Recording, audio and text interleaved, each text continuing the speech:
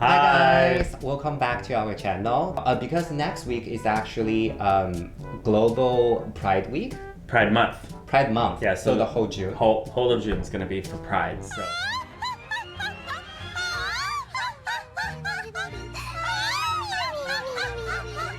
So because of that, we thought we would do a video that touches on the more, I guess, political nature of gay life in Japan. So one of the most important things that people ask us is, what's the marriage situation in Japan? Yeah. So my understanding is in certain areas of Japan, probably also mainly Tokyo, you can get like a partnership of sorts, but it's not really marriage. I'm not entirely sure exactly what the partnership, like what rights it gives you, but certain coups like Shibuya coup, I'm pretty sure Nakano coup as well, they allow like a certain partnership.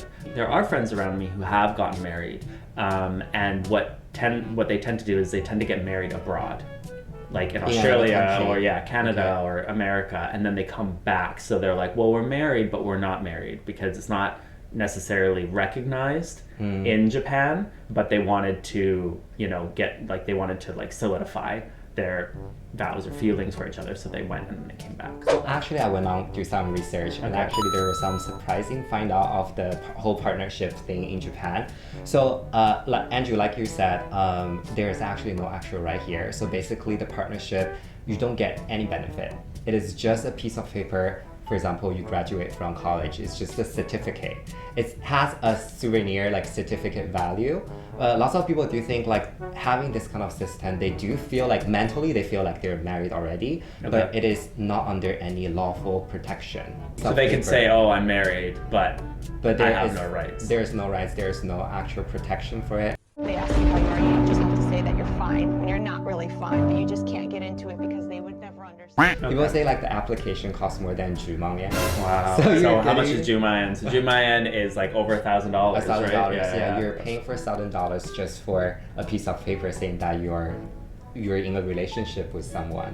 The thing I find that's interesting in Japan is that I feel this is changing, but especially when I was sort of living here a long time ago, I found that people there was a very split divide. Like a lot of people felt that, marriage and fighting for these rights and stuff like that was a very Western concept of what gays should be. Or I felt like, at least definitely in the past, I didn't feel there was a demand. Like people didn't really care about wanting to get married. But now I feel it more than I did before. I mean, I feel like once you grow older, you do want those legal protections. But you don't get legal protections with the partnership. I know, but like lots of people want to push it. So it is in progression. I feel like it is just one first step. Yeah. What is we have right now, but maybe in the near future, they will open up, the same rights as how do you say like different gender? How to say like straight people. Straight people. When we have heterosexual marriage. Yeah. Yes, and also just go back to those facts. So actually, you said it's majorly in Tokyo. That's actually not true. Okay. It actually already covered 25% of the whole population in Japan. So not only in Tokyo, it started from Shibuya-ku and also another ku. It's Setagaya-ku. Setagaya-ku. Yeah, so where you... That's where I live. Yay! In Tokyo, I'm gonna read it out. We have Nakano-ku, Fuchushi, and Edogawa-ku, and Toshima-ku, and also Minato-ku and Bunkyo-ku. But you can see some like little cities in Osaka or at other Chiho, like district all over Japan, has the same thing. I think more than 45 districts announced this partnership. So here's an interesting thing I just thought of is you can actually see the topic of partnership in gay life in dramas now, right? A lot. We have Osanzula. We also have the other one several years ago. It was like 4 people living like the same community. They have 4 different houses. Have you watched that before? So there was that one, like What Did You Eat Today? Did they get a partnership? I didn't get it, but it's talking about them sort of living together, right? Building a family together. And yeah, like sort of the struggles of how these two men would live together, and you know, talking to, you know, their parents, being like, oh, my roommate and stuff like that. So I think it talked about maybe not so much marriage, but there's now representation not only of gay people existing, but gay people perhaps like cohabitation, family, sort of, yeah. like living together in some sort of aspect. I did date a French guy, so I look into some French stuff, which is in a more, you know, homosexual friendly environment. In France, there is also partnership.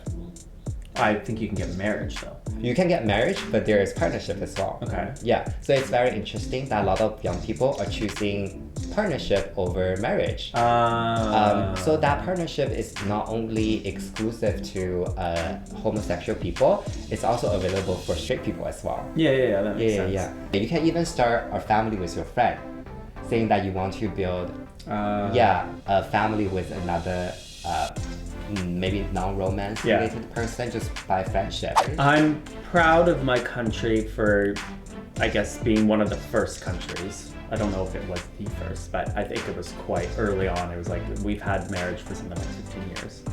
It's good, and you know, we don't have like discrimination in that. I mean, we have discrimination, but we don't have, because we're allowed marriage, stuff like that.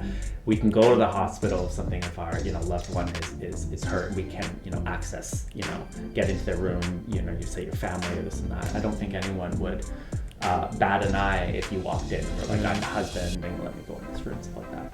Actually, a lot of people go to Canada to get married. Right? It's one of the easiest places to go and like open for marriage. People who really want marriage in Japan are gonna leave.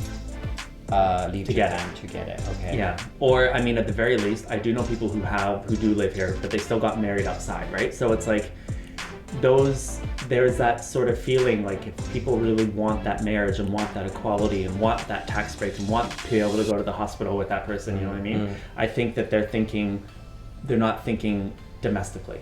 They're not waiting, they're not thinking, okay, I'm gonna try and, you know, wait for Japan or change Japan. They're thinking it's always on the table to get out and leave. But I feel like maybe it's because the circle that you're in, because those people speak English.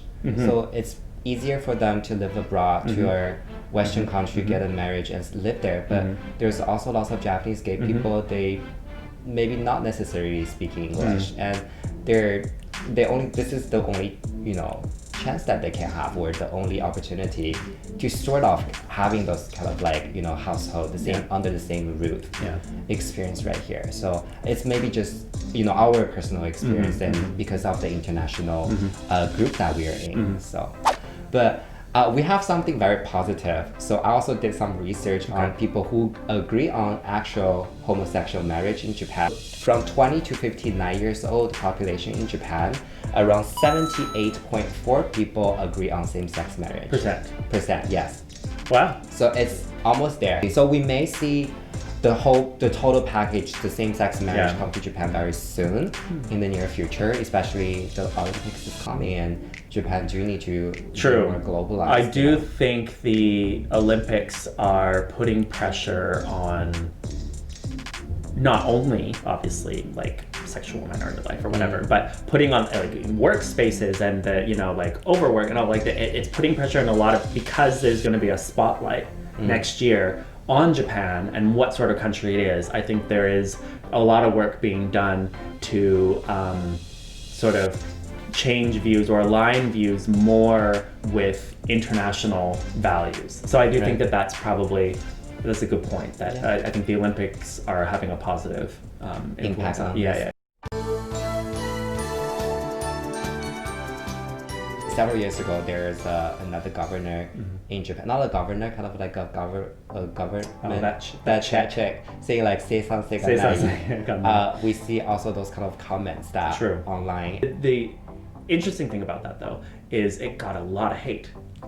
So I was surprised to see how many people came back and sort of judged her.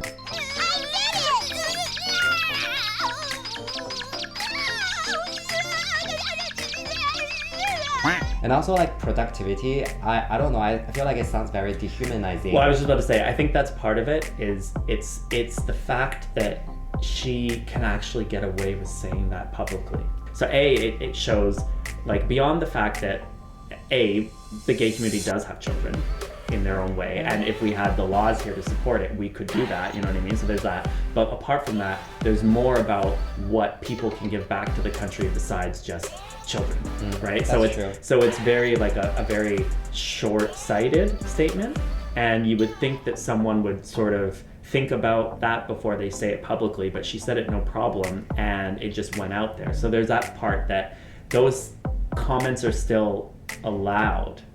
That's not so much allowed, but like people say them without thinking that it's a bad thing to say.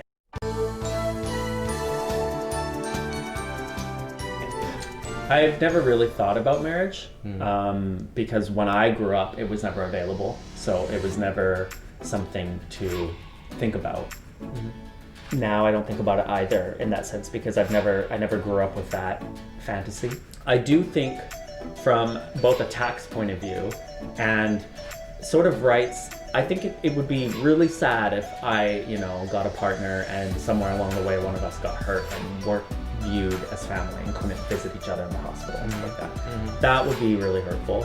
So from that point of view, I think in order to sort of get those rights, I would consider marriage.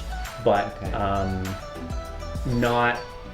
haven't thought about marriage in the sort of Disney romantic way. So prince and princess. No. And don't Which is what you do. Yeah, I'm single. I'm looking forward for marriage. Okay, put your Instagram at the bottom. You can. The point is, we should have the right to choose. That's true. You know what I mean? So then we can choose to get married, we can choose not to get married, but the fact is like now we don't really have the choice.